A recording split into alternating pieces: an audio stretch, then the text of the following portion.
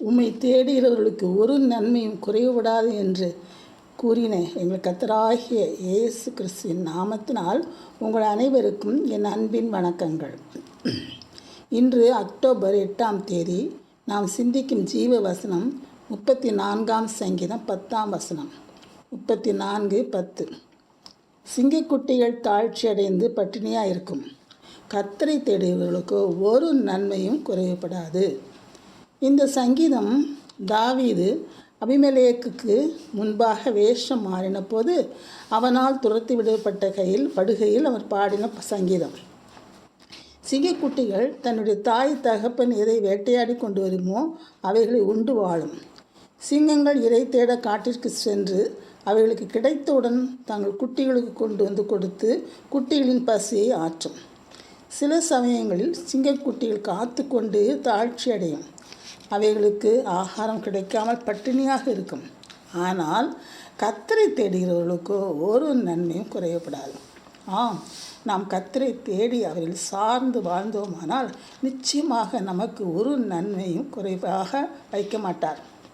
நாம் அவரிடம் நன்மைகள் தர வேண்டிக் கொள்ளும் பொழுது அவர் இறங்கி நமக்கு அந்த நன்மைகளை தருவார். 2000 ஆண்டுகளுக்கு முன்பு கர்த்தர் உலகத்தில் நன்மை செய்கிறவராகவே சுற்றி தெரிந்தார். அநேக அற்புத அடையாளங்களை செய்தார்.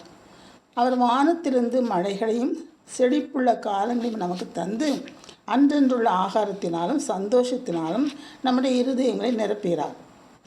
உடை, உறைவிடம் போன்ற அத்தியாவசியமான நன்மையான பொருட்களை நமக்கு கொடுத்து நம்மை பாதுகாத்து அரவணைத்து ஆற்றி தேற்றி வருகிறார். அவருடைய சித்தத்தின்படி அழைக்கப்பட்டதாக அவரில் அன்புக்குரியவர்களாக நமக்கு நன்மை செய்யாமல் இருப்பாரோ? நிச்சயமாக நன்மை செய்வார். நமக்கு சகலமும் நன்மைக்கு ஏதுவாகவே செய்வார். தேவனுடைய நன்மையும் சித்தமும் இன்னதென்று அறியும் பகுத்தறிவு நமக்கு வேண்டும். சில வேளைகளில் நமக்கு நன்மையாக தோன்றுகிற காரியம் உண்மையில் அது நமக்கு நல்லதல்ல என்று கர்த்தர் அறிந்திருந்தாரால் அதை தடுத்து விடுவார். ஆகவே அவரை தேடுகிறவர்களாகிய நமக்கு ஒரு நன்மையும் குறையப்படாது. நன்மையான எந்த ஈவும் பரத்திலிருந்து உண்டாகி ஜோதியின் பிதாவினிடத்தில் இறங்கி வரும்.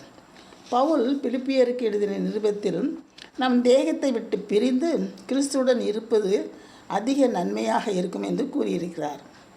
அப்படி பரலோகத்திலும் நமக்கு கிடைக்கும் நன்மை குறைவுபடாது. ஜெபம். கர்த்தாவே, உம்மை தேடுகிற எங்களுக்கு ஒரு நன்மையும் குறைப்படாது என்று நாங்கள் விசுவாசிக்கிறோம் சுவாமி.